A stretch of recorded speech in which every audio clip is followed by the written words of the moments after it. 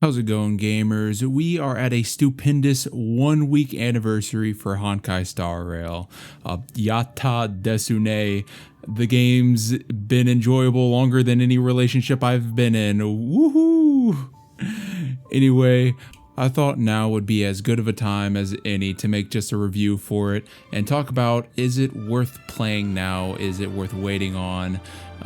Would you like it even if you don't like the combat system that's turn-based? So let's just talk about the combat since I already brought it up.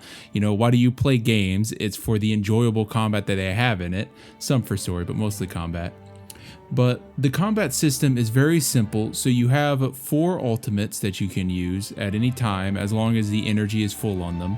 And then you have your basic attack, which charges a skill meter that can cap out at 5, and then you have a skill that uses one of those skill meters in order to do a stronger attack that most of the time has a passive associated with it. For example, one of them can strip a buff from the enemy. There's one that makes it to where if you're hitting somebody that doesn't have a shield, then they take additional damage.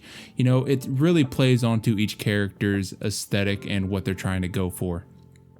So just talking about the base characters, not talking about whaling or anything, because I'm not a whale, I'm just moderately lucky. The combat is incredibly enjoyable, very in-depth, and sometimes it's none of those things at the same time when it needs to be. So if you're trying to farm something and you know that it's going to be just tedious, busy work, for example, you're trying to farm gold like in Genshin Impact, where you go to those flowers and then you just go, you hit like 4 hilly trails and then you leave. That's been streamlined to you press auto battle and then you leave to go eat a snack while it clears out the dungeon for you. I've never thought I'd say this, but it's enjoyable to actually have an auto battle system in a game. I've never enjoyed that aspect of any other mobile game because it always felt like, why would I want the game to play itself? What's the point of it?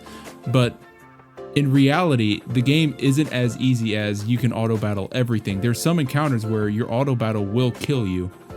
So it's just the simple battles that are kind of tedious, busy work that you can speed through, and then the harder battles you can actually focus up on and actually enjoy that portion of the game. And we're not even talking about the relic system. We're not going to be talking about the light cone system, which is the weapons in this game. We're not talking about anyone's passive, but just the base combat system of the game, of this 3-button fighter, is just surprisingly deep, because all of these things that I said we're not going to be talking about, they play off of one another. Some have passives that enhance your gameplay, and others have passives that you have to work towards. Like there's one where you have to hit the same enemy multiple times to get a damage buff, and if you switch enemies, then you're not going to be getting that damage buff anymore. So it really, really focuses on you paying attention to what these passives are and then going towards them so that you can maximize your DPS using it. And so you don't just waste it like you're hitting each enemy one at a time and then you're not even getting the full effects of it. And that's just the relic system. That's not even talking about the characters' passives themselves that enhance that form of combat as well. So what looks like something where you just press 2 to 3 buttons max, in actuality is so thoughtful and deep. Most of the time I will sit there and I will just look at my moves and I will just think and I will just process, what should I do? What is the optimal layout? What kind of things do I need to do in order to get rid of this guy's passive, in order to kill him faster, so on and so forth. So the combat is, I think I'd give that a 10 out of 10 for what it is and for how much just in-depth it gives you, how much features it gives you for everything that it has. It's very interesting and I love it. I love it so much. I am addicted to this game. I keep playing like 4 a.m. into the morning so I can get my daily reset and then play a little bit more before I go to bed. It is insanely good.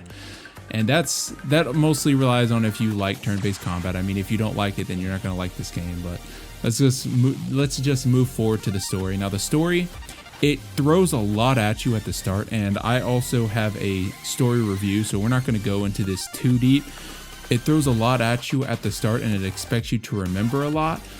But even if you don't remember everything they're asking you to, even if you don't look up a 30-minute lore video just to understand every aspect of the story, it was still an incredibly enjoyable experience. You got to learn new characters.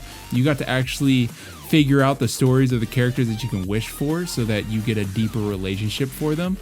And it just built on top of itself so cleanly. If they just would have taken a little bit more time to explain the world and the crisis that it was experiencing, then it would just be even better. But if you want to learn more about what I talked about, spoiler free, then I have a video about that on my channel. You can also like and subscribe. Nice. Anyway, let's talk about the free-to-play aspect. I'm free-to-play, but I'm relatively lucky. I got 3 5-stars already, and that was after 170 pulls.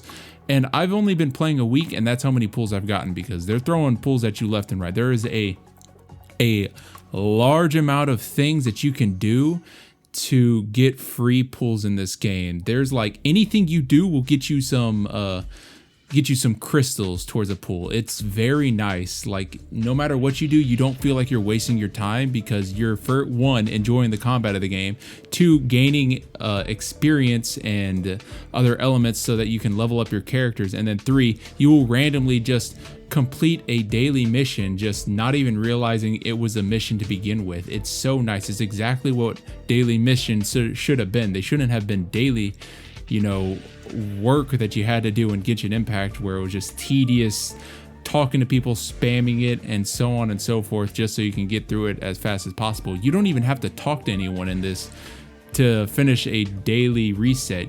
All you have to do is you can just play the game normally, and you will most likely finish all of it without even realizing it. It is so nice. Now, there is one quest every day that you can play in order to get a little bit faster progress on your daily work, but it is not needed, and that is the best part about this everyday experience.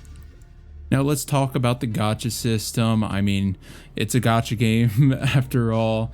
So the gacha system, it's not crazy good, and it's not crazy terrible. It is pretty bad, actually. It's Genshin's gacha system, word for word.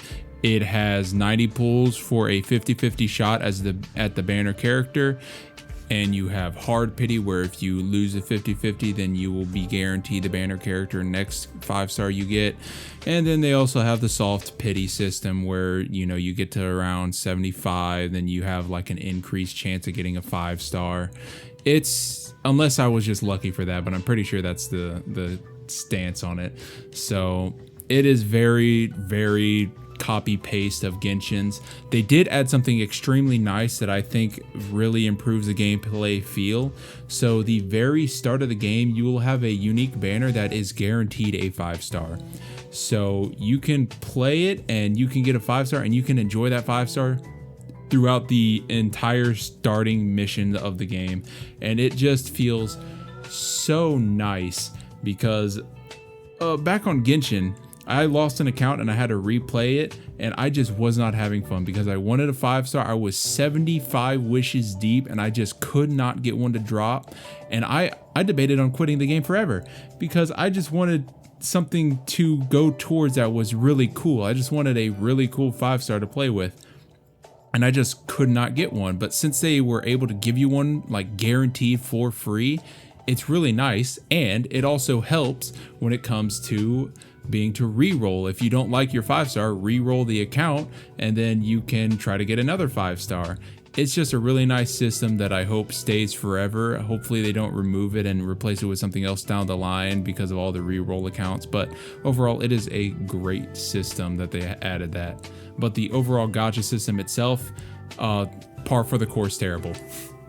Now, I would like to take a moment and just tell you about the greatest aspect they've ever added in any of their gacha systems, in any of their previous MiHoYo games, and that is their roguelike. So I had no resin, and I was just playing the game on the roguelike so that I could get materials, and so I could try to beat it, because it was really difficult, the part that I was on. And I was able to get upwards of 2 to 3 hours of just enjoyment playing through that, because it's infinite. You don't need any resin to get any of the resources. You just play it for fun and to get some of the materials that you need for leveling up characters. And it was such a fresh breath of fresh air. It was just such a nice feature that they have this, and it's incredible. Like, it's never the same thing over and over again, because it's a roguelike. You have random options that you can go toward. You can also choose which path you want. They also have curios, which enhances your gameplay. They also have these debuff curios that debuff your gameplay to where you take more damage, but you deal more damage. It just plays into it, and I'm still playing, and it feels like it's still expanding, because I've played like 40 plus hours of this game. I'm on World 4, I just beat it, and they added something that I had never seen before. And it's just extremely, extremely nice. So this is like the game if you enjoy roguelikes and you enjoy turn-based action RPG type of games. This is the game for you.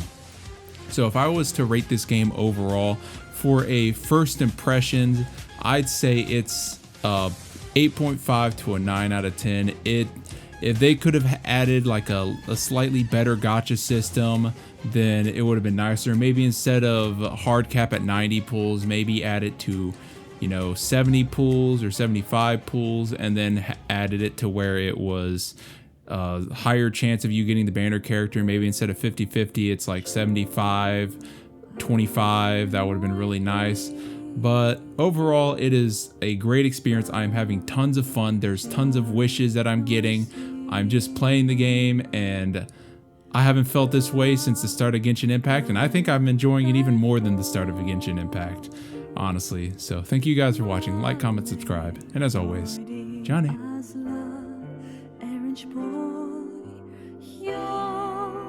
You're